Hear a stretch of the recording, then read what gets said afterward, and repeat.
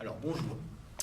Donc maintenant, après le Yukugiri, on va voir le Uramawashi. Donc le Uramawashi, après ce coup de pied-là, on aura quasiment vu tous les coups de pied qu'on utilise pour Amo Karaté.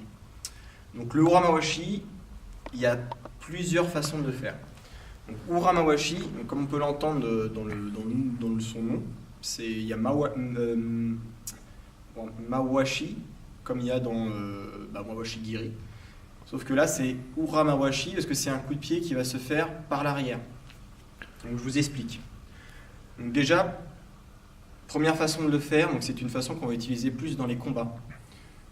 C'est un Uramawashi qu'on va faire directement avec la jambe avant du corps.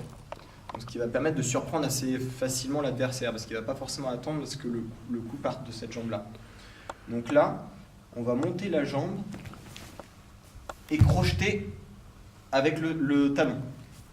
Donc là, c'est assez difficile de le faire au ralenti, mais la jambe va partir en arrière et revenir partir en avant et revenir sur l'arrière. Et elle va faire quelque chose de circulaire.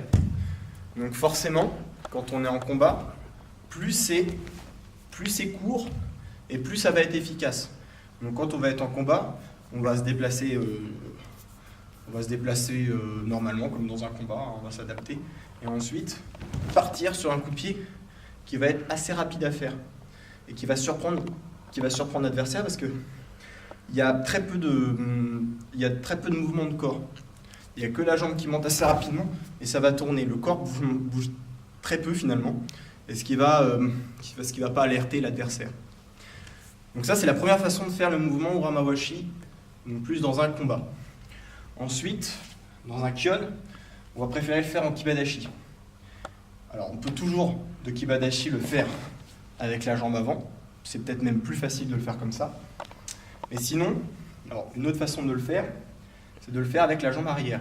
Donc là, c'est tout le corps qui va se déplacer et la jambe qui va crocheter à la fin.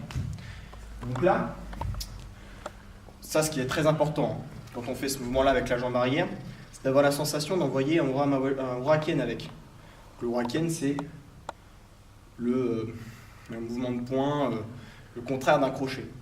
Donc c'est important de sentir ce uraken en même temps que le uramawashi, tout simplement pour que le corps se déplace ensemble.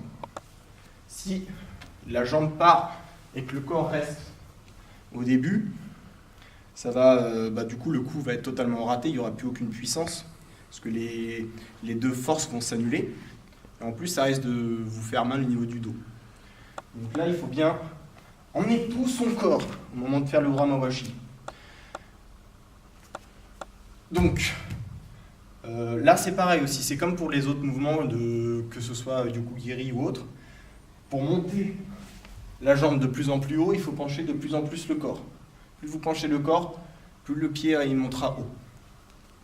Et donc en kyōn, on fera ce coup de pied de cette façon-là. Voilà, merci.